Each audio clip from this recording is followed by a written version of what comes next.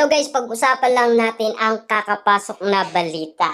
Oy, ba't kasi magkaiwalay ng upuan yung naibok ninyo? Siyempre guys, no, grabe nga naman dahil magkaiwalay at uling-uli sa aktong nag-uusap ang dalawa. Siyempre guys, walang iba kundi sina Catherine Bernardo at Alden Richard. Kahit na magkaiwalay, pero spotted nga naman sila guys na nag-uusap. Siyempre, spotted nga naman guys sa airplane at kitang-kita ng ibang netizens at mga fans. Siyempre guys, kita nyo naman, di ba? Kitang-kita na nag-uusap sina Catherine Bernardo at Alden Richard. Sinasabi nga ng mga netizens, bakit daw talaga magkaiwalay na upuan ang naibok nila. Ngayon, uling-uli naman sila na nag-uusap, diba? Alam naman natin kasi guys, no, hindi mahirap kung ano man ang pagdadahanan nilang kapag subukan sa kanilang ginagawa. Na alam naman natin kasi guys, no, ito na ang pinaka-uli nilang promotion sa kanilang pelikula. At lalong-lalo na kasi guys, no, pinag-uusapan ngayon, kapag natapos na to, ano na ang eksena sa dalawa? Ano na ang naghihintay? Siyempre, sinasabi pa dito guys na hindi pati makapagdaldalan ng maayos ang taong ito. Siyempre guys, sabay tawa nga naman. Ito kasi guys, ang pinaka-mainit na breaking news na nauuli nga naman guys, sina Catherine Bernardo at Alden Richard na nag-uusap kahit na iwalay man ang kanilang upuan, at least spotted nga naman sila guys na nagbibigay ng mga ayuda sa kanilang sweetness at lambing na pag-uusap. Siyempre guys, no, ikaw nga naman, makita mong ganito ka-sweet ang idolo mo na ninanais mong gusto mo silang ikasal, di ba? Siyempre guys, no, ayaw na kasi ng Katden fans na mag-iwalay ang dalawa. Ang gusto nga naman nila, ikasal na sila. Para at least guys, yung nagawa nilang pagsusuporta sa kanila guys ay wala ng katapusan. Ibig sabihin, pinipili nila sina Alden Richard at Catherine Bernardo na magsama na sa iisa. Diba? Kasi alam naman natin guys, kapag nagsama nga naman sila, mas matutuwa ang mga Katden fans dahil nasa tamang tao na daw siya. Ibig sabihin guys, yung 11 years na yon, kaya niyang ulit magawa yon. At siyempre, mas marami pang beses, 'di ba?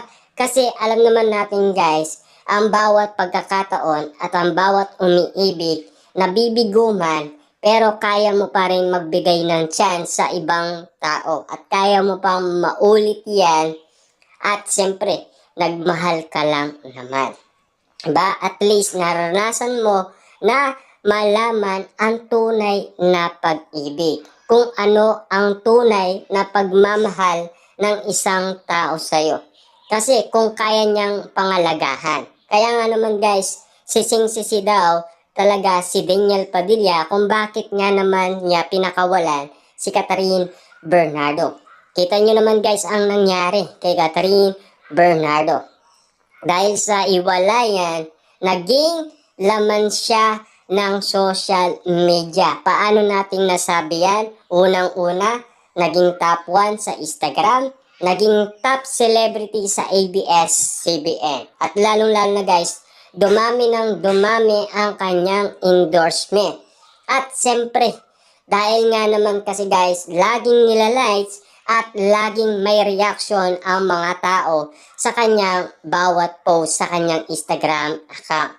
Ang sabi nga naman kasi guys ng mga balita, kung ikaw ay naghahanap ng artista magpo-promote sa iyong mga item, piliin mo na si Catherine Bernardo. Dahil kada post niya daw, million likes ang nakakakita sa kanyang mga post. At isa pa na nakuha natin balita na galing umano guys kay Christy Permin na sinasabi niya guys na ang mga endorsement ni Catherine Bernardo kapag siya ang nagpo-promote, laging, siyempre guys, no, mabenta at top market daw lahat ng kanyang endorsement. Ibig sabihin, mabentang mabenta, maraming sumusuporta kay Catherine Bernardo. Ibig sabihin lang yan guys, talagang nagugustuhan ng mga tao ang mga rumirespeto kay Catherine Bernardo tulad ng mga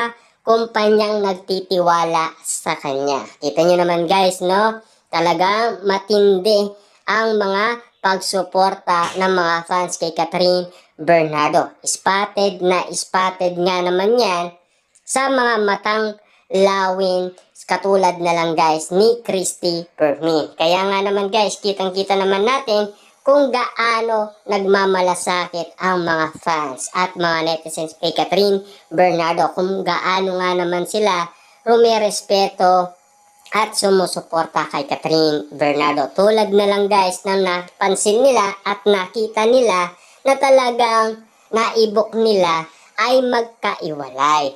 Pero kitang-kita naman guys na nagdadaldalan ang dalawa. At siyempre, malambing nga naman daw ang kanilang pinag-uusapan. At lalong-lalo na guys, ito na ang pinakauli trabaho nila.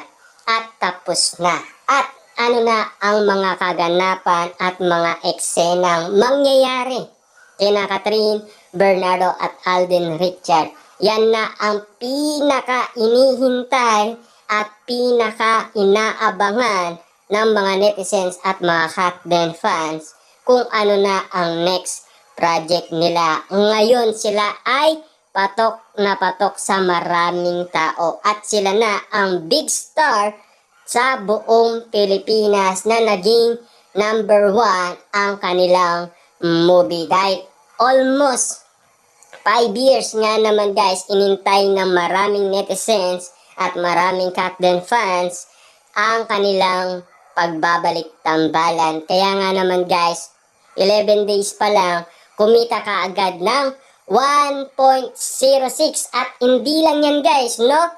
Ang sabi nga naman guys ni Catherine Bernardo at Alden Richard, sila ay tutulong sa mga nasalanta ng bagyo. Kaya nga naman guys, saludo tayo kina Catherine Bernardo at Alden